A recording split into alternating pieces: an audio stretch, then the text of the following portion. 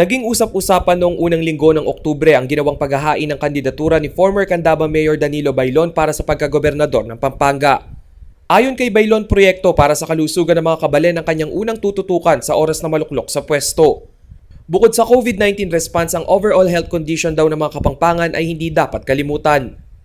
At paigtingin natin yung ating mga district hospital, no? Katulad ng mga bagong equipments, yung mga dialysis center, no? Kasi ngayon ay nakipag-partner lang tayo sa private Pero kailangan may sarili talaga. Kung kinakailangan na magkaroon tayo ng mga additional building sa bawat distrito natin, ay gagawin natin para makatulong lang sa pangangailangan ng mga may sakit. Batid din umano ni Bailon ang kahirapan na nararanasan ng ilang kabalen na nawalan ng hanap buhay o trabaho dahil sa COVID-19 pandemic. Kaya naman inilunsad niya ang Pandemic Food Distribution Program kung saan nakatanggap ng bigas, manok at grocery packs ang ilang mamamayan na apektado ng pandemya. Isiguradad natin ang pagkain ngayong pandemya. Pangalawa, dapat ay mabaksina na lahat ang mga Kapampangan. Nang sa ganon, malaya na silang makapaghanap buhay, malaya silang humanap ng makapagnegosyo ng maliliit. Nais din umano makagawa ni Bailon ng maraming trabaho para sa mga Kapampangan. Dapat din daw na mamonitor ang ilang aktibidad na nagpapahirap sa mamamayan.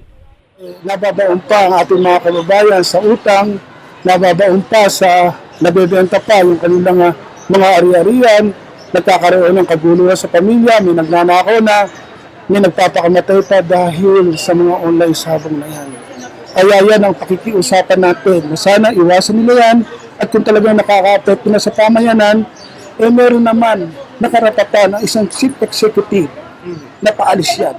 Taong 2016 nang mahalal si Bailon bilang alkalde ng Candaba.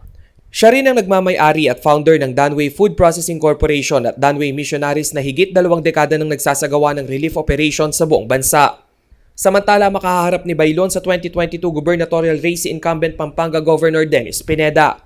Ang Pampanga ay isang kilalang vote-rich province na may higit 1.4 million registered voters. Rainiel Pawid, CLTV News.